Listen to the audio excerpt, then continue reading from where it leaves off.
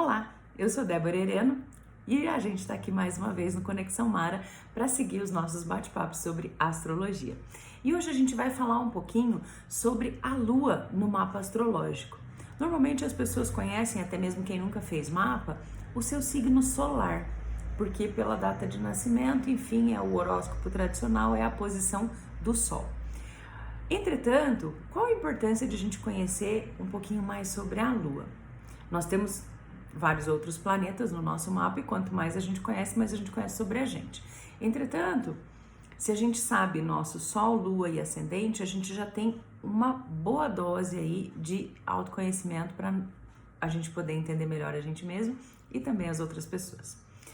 A Lua, em particular, fala das nossas emoções, de como nós lidamos com aquilo que chega para nós do mundo externo e como nós lidamos com isso internamente no nosso mundo emocional. Portanto, se a gente separar os 12 signos do zodíaco somente pelos elementos, a gente tem 4 grupos: fogo, terra, ar e água, que já nos dão boas referências de 4 formas diferentes de as pessoas lidarem com as emoções. Então, por exemplo, se eu tenho a Lua em signos de fogo, que são Áries, Leão e Sagitário, é uma lida mais ativa. Signos de fogo falam de ação e, portanto, também de reação, de motivação. Então, são pessoas que tendem a ter as emoções mais agitadas ou reagir às emoções de forma mais intensa e com uma ação. Eu sinto algo e eu respondo fazendo algo. E internamente, num signo de fogo, é um pouco mais atritado, muitas vezes, para lidar com os meus conteúdos internos. Já os signos de terra, que são Touro, Virgem e Capricórnio, são os signos da praticidade, do mundo concreto.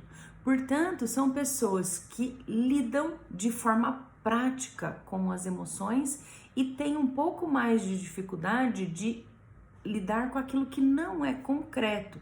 Portanto, tendem a dar um sentido prático às suas emoções, ou seja, o que eu faço com isso? Se não tenho o que fazer com isso, eu não vou sentir muito, né? Então, a gente já começa a perceber diferentes nuances, que muitas vezes a gente pode achar que a pessoa é fria, é calculista. Não, é a forma que ela tem de receber as emoções e lidar internamente. Ela vai procurar dar um encaixe prático, ver como aquilo se encaixa na vida prática, o que fazer com aquilo. Já os signos de ar, que são Gêmeos, Libra e Aquário, pessoas com Lua nesses signos vão procurar entender as emoções. São as pessoas que vão procurar informações, conhecimento para poder lidar com as emoções, ou seja, lidam com as emoções mais a partir da cabeça do que necessariamente do coração, para a gente falar aqui simbolicamente.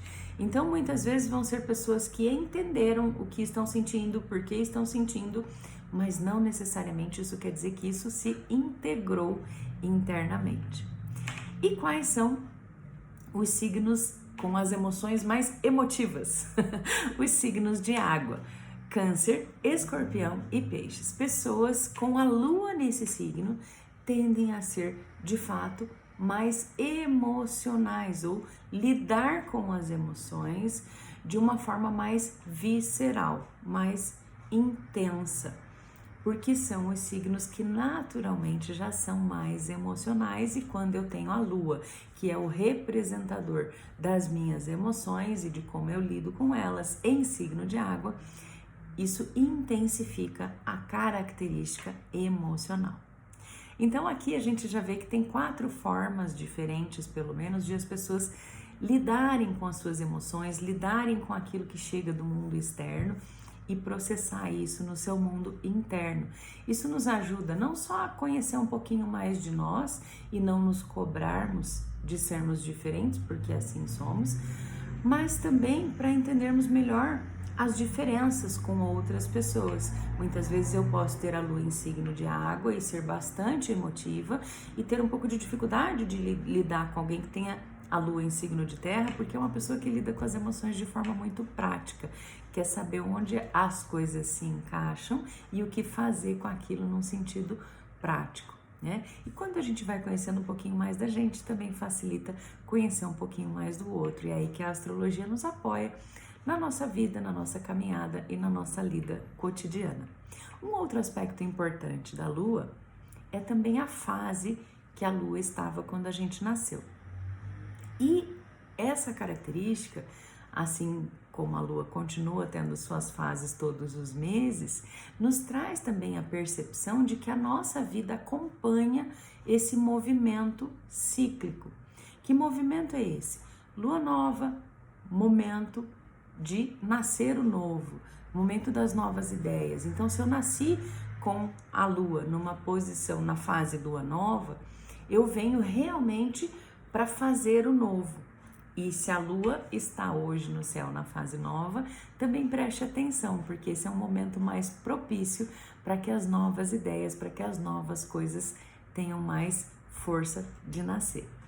Se eu nasci na lua crescente, ou seja, eu nasci para dar substância, para incentivar o crescimento daquilo que já está em mim e não necessariamente para renovar como quem nasceu na lua nova.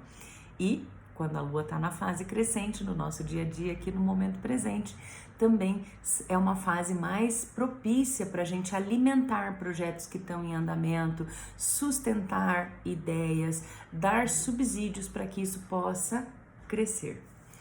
E aí, então, quem nasce na fase da lua cheia? Portanto, a lua cheia é a fase de manifestação do novo que nasceu, cresceu na fase crescente e se manifesta em plena potência na lua cheia. Se eu nasci na fase de lua cheia, eu manifesto aquilo para observar na sua plena potência e trabalhar ao longo da vida. E, portanto, no nosso dia a dia aqui, quando a lua está na fase cheia, é quando está sendo manifestado o resultado daquilo que a gente vem trabalhando. Então, é uma fase importante de observar os resultados, eles aparecem de forma mais evidente para que a gente possa tanto colher os frutos como observar se aquele resultado é o que a gente gostaria. E por último, então, a fase de lua minguante. A lua minguante é depois de observar os resultados, quando a míngua chega, é o momento de fazer os ajustes, de liberar aquilo que não serve mais, é o momento em que na agricultura se eliminam os matinhos, se fazem a limpeza da terra. Então a fase minguante é a fase onde a gente limpa, elimina aquilo que não serve depois que a gente viu a manifestação plena na lua cheia.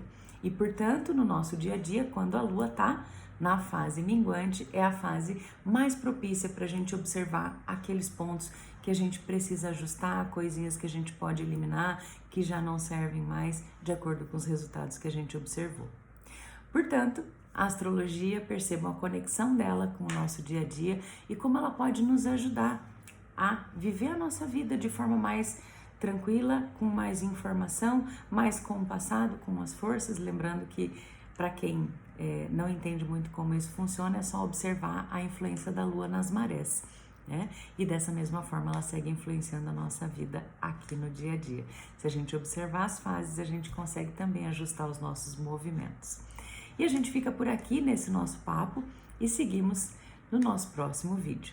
Um grande abraço para você e até já!